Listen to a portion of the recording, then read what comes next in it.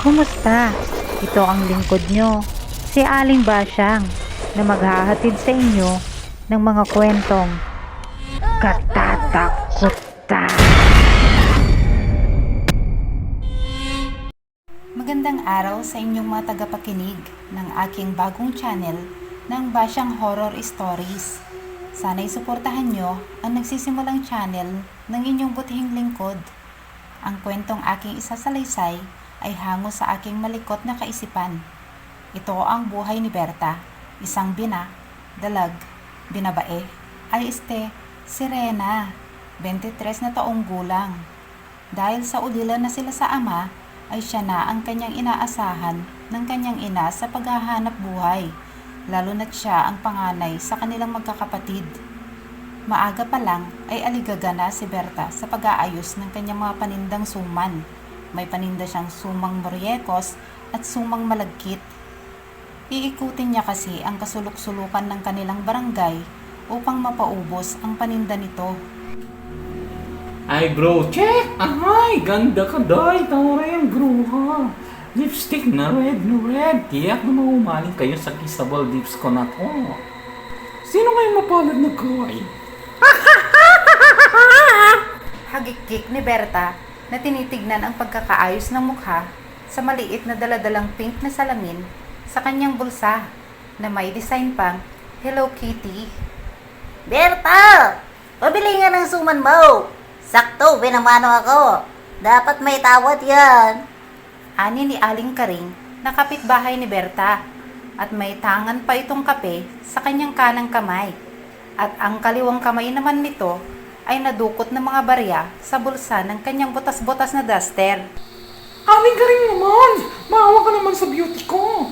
Umagang-umaga, luluguin mo na naman ako. Nako! Pasalamat ka talaga, bueno mano ka. Yes! Eto na! Sabay baba ni Berta sa bilao na dala. Oh, Aling Berta! Pili na! Huwag masyadong pisil-pisilin at baka malamog na parang hotdog. Abay, turpe kang bata ka. Bakit ko pipisilin yan? Hotdog ba yan? Hayan bigyan mo ako ng 3 suman. Sabay abot ni Aling Karing ng pera kay Berta. Dali-dali namang binalot ni Berta at inabot ang suman sa halatang kagigising lang na matanda na wala pang kahila-hilamos at ang buhok ay animoy winagwag na walis tambo na para bang bumangon sa libingan. Maliban pa dito ay kating-katina ang bunganga ni Aling Karing sa bagong chismis na ibabalita. Oy, alam mo ba bayot? May bagong salta daw dito na binata Dito, galing sa kabilang bayan. Abay, kagwapong binata Nagbuburding dyan sa may tindahan ni Josie. Abay, kung di pa nag-asawa niya, anak kong si Gundeng, mamanugangin ko sana yun. Pagmamalaking wika ni Aling Karing. Uwe, yung anak mong si Gunding, kahit wala pa yung asawa, diyan magugustuhan ng dayong yun. Asa ka pa, Aling Karing? Yun kung talagang gwapo siya. Lintik kang bayot ka? Bakit mo naman nasabi yan sa anak kong si Gundeng? Di hamak namang mas babae yun sa'yo. Kamukha niyo po siya mukhang broka. Makalis na nga ng makadami. Sagot ni Berta. Dali-dali niyang binuhat ang bilao na dala at sabay unday ng balakang at pakending-kending na iniwan ang matanda sa harap ng bahay nila na may panggigigil. Suman! Bili na kayo ng suman. Puto, masarap ito na parang katawan ko. Malanding sigaw ni Berta sa mga kalapit bahay. Sapo-sapo ng dalawang kamay niya ang bilaong nasa tuktok ng ulo nito na animoy nagsilbi niyang korona habang rumarampa sa kasagsagan ng init ng araw. Hindi mapigilan ni Berta ang tumutulong pawis mula sa kanyang mukha at leeg pababa sa dibdib hanggang sa kilikili na animoy nagmamantika na sa lagkit. Naiirita siya sa mamasa-masa niyang kilikili dahil alam niya magdudulot ito ng maasim na amoy maliban sa pangangamoy araw. Nasulyapan niya ang isang maliit na talipapa na may panindang samut-saring gulay, isda at mga rekadong pangkusina. Dahil tagatak na ang pawis nito, ay lumapit siya upang maglilim. Bahagya siyang umupo sa may upuan na gawa sa kawayan na talagang pinasadya para maging upuan ng mga bumibili sa talipapa. Napag niya ang bilao sa kanyang mga hita at saktong nahagip ng mata niya ang mga nakasupot-supot na kalamansi. Tinawag nito ang nakatalikod na tindera. May kaidaran na ito. May pagkakuba, puti ang buhok, at halatang mahina na dahil mabagal na itong kumilos. Ay, inang bakit? Magkano po yung kalamansi niyong nakasupot? Agad namang napaharap ang matanda upang lingunin ang nagsalita. Malalim ang mga mata ng matanda, kulubot ang mukha, at konti na lang ang natitirang ngipin. Yang kalamansi ba ang sabi mo, iha? Saad ng matandang nakaawang pa ang bunganga at halatang may nginunguya-nguya pa na mamula-mula mula sa bunganga nito na muntikan pang tumulo, ngunit nasalo ito ng kanyang lumawit na dila, sabay nguya ulit. Biglang lumakas ang kabog ng dibdib ni Berta at halos mabitawan nito ang hawak na bilao.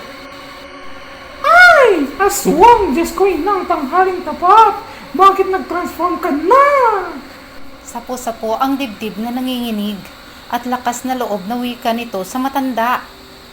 Agad na namang napahagik-gik ang matanda sa reaksyon ni Berta. Loko-loko kang bata ka eh. Anong aswang ka dyan? Katagal ko na nagtitinda dito. Napagkamalan mo pa akong aswang. Hindi po ba kaya aswang, inang? Pagkukumpirma ni Berta at halos mapasign of the cross ito sa harap ng matanda. Eh kung hindi po kaya aswang, ano po yung inuuya nyo? Dugo po ba yan? Agad namang napahagik-gik ang matanda at dali-dali nitong pinakita ang kanyang dila na mamula-mula.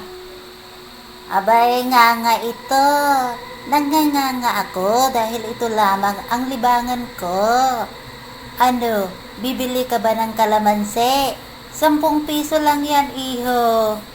Opo, Lola, bibili ako ng sangsupot na kalamansi.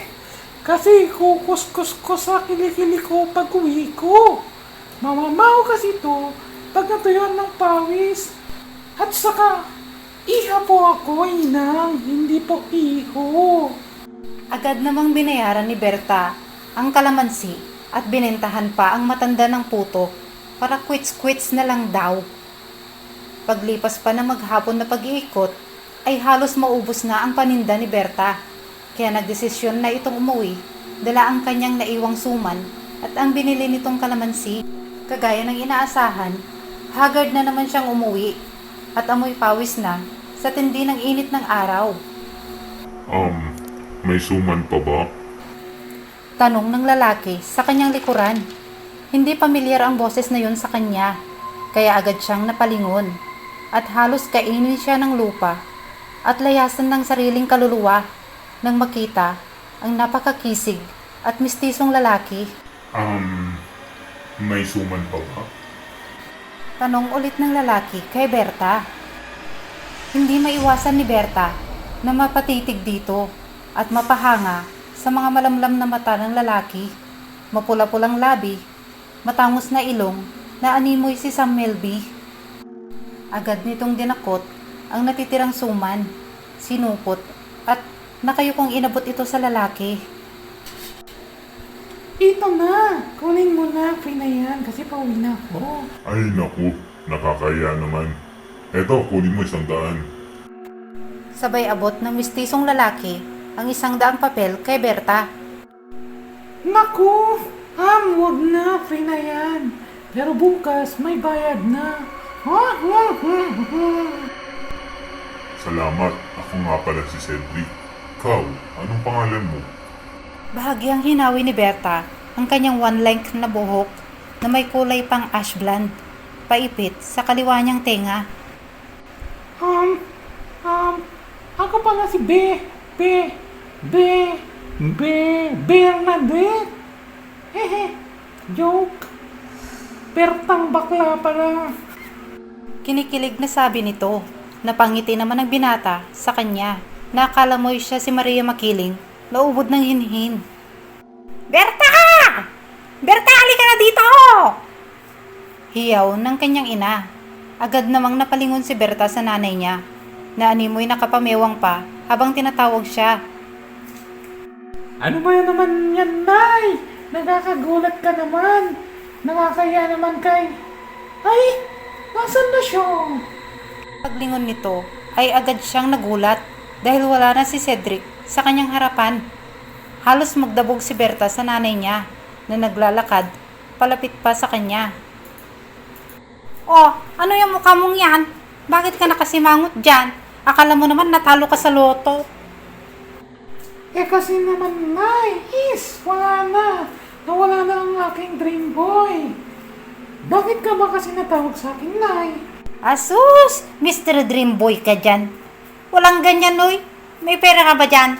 Pahiraman mo muna ako at maglalaro kami nila Maring Karing ng Madyong. Binigyan naman ni Berta ng pera ang nanay niya upang makaalis na. Pagkaalis ng nanay niyang sugalera, mabilis na inikot ng kanyang paningin ang paligid. Ngunit wala na talaga si Cedric. Kahit kailan talaga, panira ng kaligayahan si Mudra Bells. Wrong timing. Pagka-uwi ni Berta sa bahay, ay nagpahinga muna ito saglit bago naligo. At syempre, hindi nakaligtas sa kanya ang kalamansing binili niya. Naghiwa siya ng isang piraso at kinuskos sa magkabalaan niyang kilikili na bagong ahit lang. Pagkatapos maligo, ay dumiretso na siya sa kusina upang kumain ng panggabihan. Saktong nasa hapagkainan na ang kanyang mga nakababatang kapatid. Wala na silang ama dahil matagal na itong patay. Tanging siya na lang ang inaasahan ng kanyang ina sa paghahanap buhay. Nauna na silang kumain dahil tiyak ay gagabihin na naman ang kanilang nanay sa pag-uwi dahil nasa madyungan nito. Hindi naman nila mapatigil sa bisyo ang kanilang ina dahil ito na lang ang nagsisilbing libangan nito. 10:00 na ng gabi nang makauwi si Aling Bebang na nanay nila. Halos napahangos ito at kulang na lang ay maubusan ng hininga pagpasok ng kanilang bahay. Agad na bumangon si Berta sa higaan upang tignan ang kanyang ina dahil nagulat ito sa malakas na pagkalampag ng kanilang pintuang pasara. Yan ba? Yan ba ang uwi ng isang ina? Anong oras na? Bakit ngayon ka lang? Uwi ba yan ng matinong ina? Ano? Sasagot ka pang matanda ka? Agad namang natauhan saglit sa pagkaistatwa ang kanyang ina at dali-dali nitong binatukan si Berta. Peste kang bata ka, wag mo akong umpisahan ha. Bigyan mo ako ng tubig, madali ka. Aray ko naman, Nay, ang sakit! Ano ba naman yan, Nay? Ang iingay nyo. Bungad ng isa niyang nakababatang kapatid na nagising na din dahil sa ingay nila. Jasper! Kainin mo daw ng tubig si nanay. Mga di naabutan ng bukas. Utos ni Berta sa kapatid. Dali-dali naman itong nagtungo sa kusina para kumuha ng tubig. Anong nangyayari sa inyo, Nay? May nakaway ba kayo? Pagkaabot ng isang basong tubig kay Aling Bebang, ay huminga ito ng malalim. Nak! May humahabol sa aking aso! Aso? Bakit naman kaya bulin ng aso, Nay? Buto ba kayo? Iba to, anak! Malaking aso! Mapupula ang mga mata at may mahabang dila. Anak! Aswang talaga yun, anak! Aswang talaga! Nay, we are in the modern world. Wala ang aswang ngayon. Ang mabuti pa, kumain na kayo at makatulog na tayo lahat. Hindi pa rin mapawi sa mukha ni Aling Bebang ang takot at di na ito kumain pa. Natulog na lang din silang lahat pagkatapos ng pangyayaring iyon. Kinaumagahan ay handa na ang ibebenta ni Berta na suman na madaling araw pa niyang niluluto. Nag-iwan din ito ng suman para sa umagahan ng kanyang ina at mga kapatid. Tulala ang kanyang ina habang nagkakape sa kusina. Anak, hindi pangkaraniwang aso ang nakita ko. Aswang yun. Saad ng kanyang ina, nahalata pa rin ang takot. Ay naku, Nay. Walang aswang. Kung aswang yun, bakit hindi niya ako aswangin? May pang-aasar pang sabi ni Berta. Hindi na lang din umimik ang kanyang ina at pinagpatuloy ang pagkakape. Suman! Suman kayo dyan! Berta! Pagbilan mo ko ng suman! Tawag ni Aling Karing. Ano ba yan, Aling Karing? Mag-supply naman kayo. Kayo naman yata yung binabanggit ni Nanay na aswang kagabi eh. Akmang maaasar na sana si Aling Karing, pero biglang may naalala ito. Aswang baka mo! Naku! Di mo ba alam ang balita? May gumagala na daw na aswang dito sa baryo natin. At may nabiktima na naman daw kagabi. Hayon nga't pinuntahan nila kapitan at ng mga tanod. At natagpuan daw dyan sa may dulo na patay na. Karumal-dumal ang pagkamatay eh. At nawawala ang mga lamang loob. Oh my G! Ibig sabihin, totoo yung sinasabi ni Nanay na aswang kagabi? Dahil sa malaunang hirit at malakristi permin na pagbabalita ni Aling Karing, ay agad na naniwala si Berta. Oo, kaya ikaw mag-iingat ka. Huwag kang magpapagabi sa pag-uwi. Kaya nga, Aling Karing, pakiawin mo na itong paninda ko nang makauwi na ako. Aligagang sabi ni Berta. Sus mio, paano ko papakyawin yan? Isapat lang yung pera ko para sa 3 suman. Nagpapautang ka ba? Eh, wag na po, Aling Karing. Magpapaswang na lang ako. Matapos mabentahan si Aling Karing, ay muling nilibot ni Berta ang kanilang barangay upang mapaubos ang tindang suman bago pa man dumilim. Akmang pauwi na siya nang merong sumitsit sa kanya sa di kalayuan.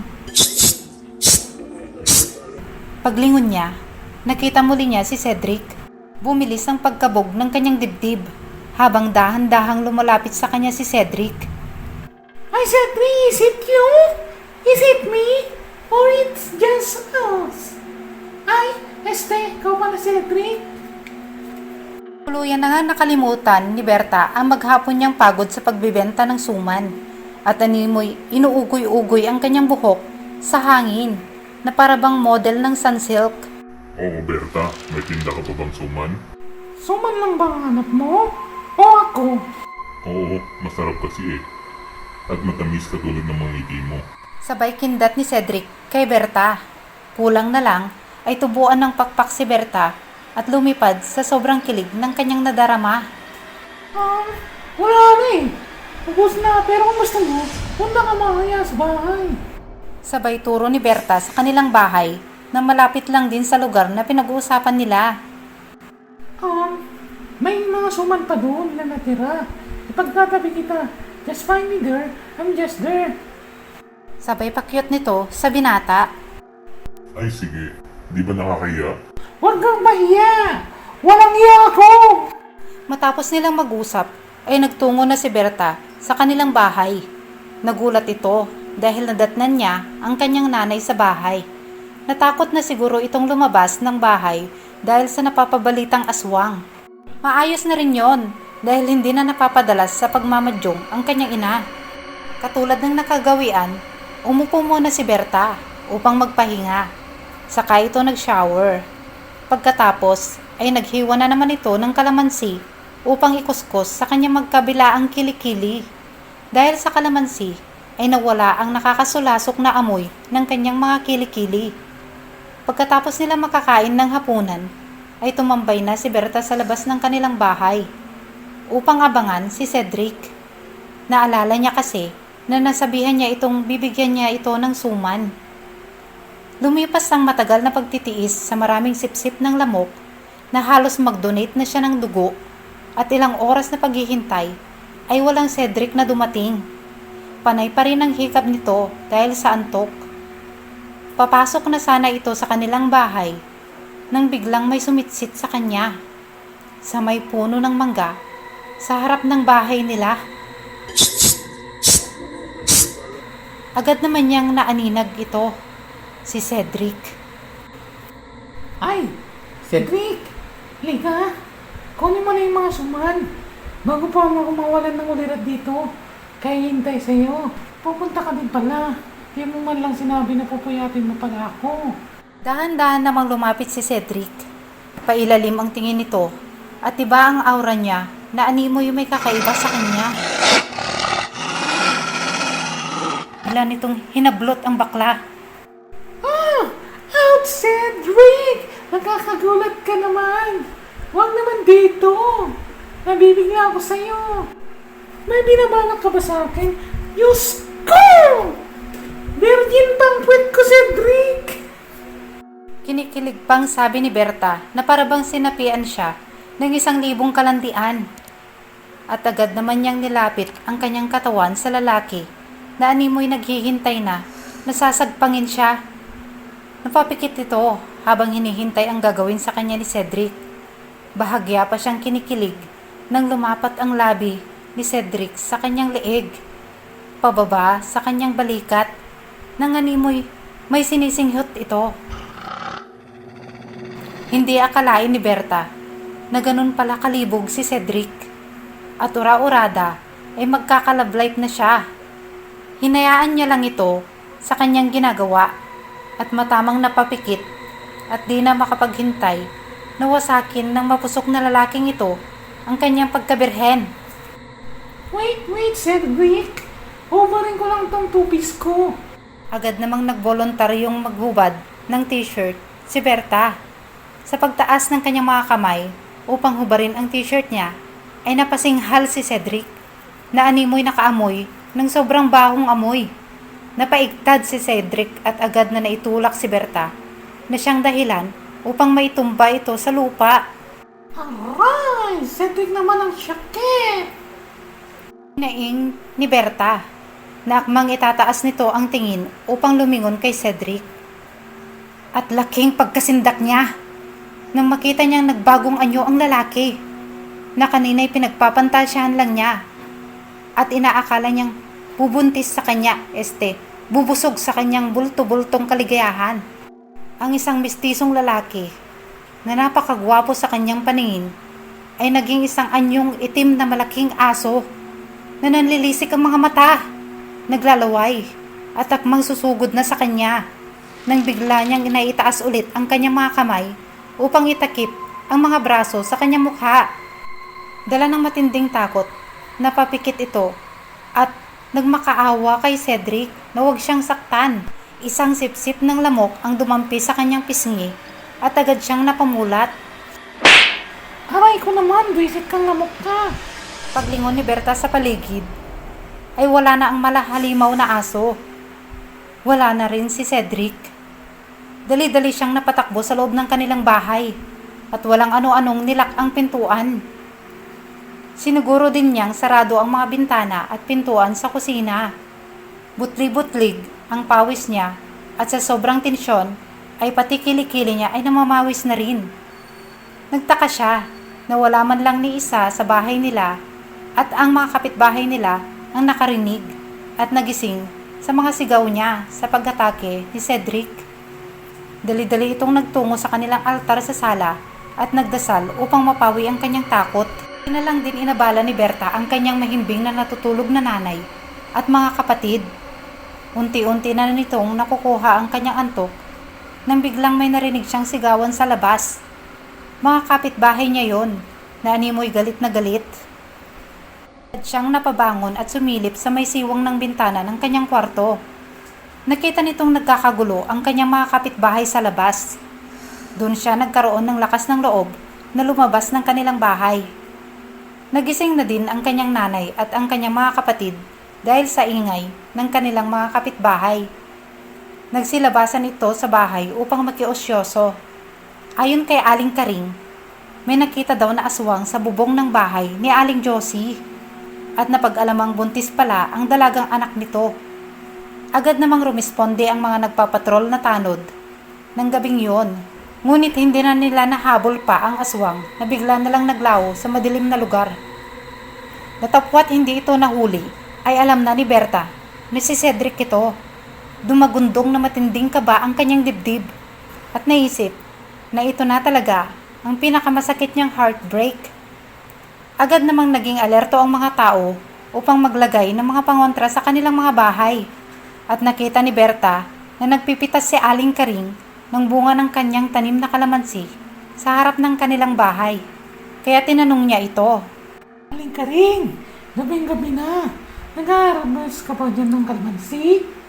Ako, Berta, wala ka talagang alam sa mga ganitong bagay. Mabisang pantabo ito ng aswang.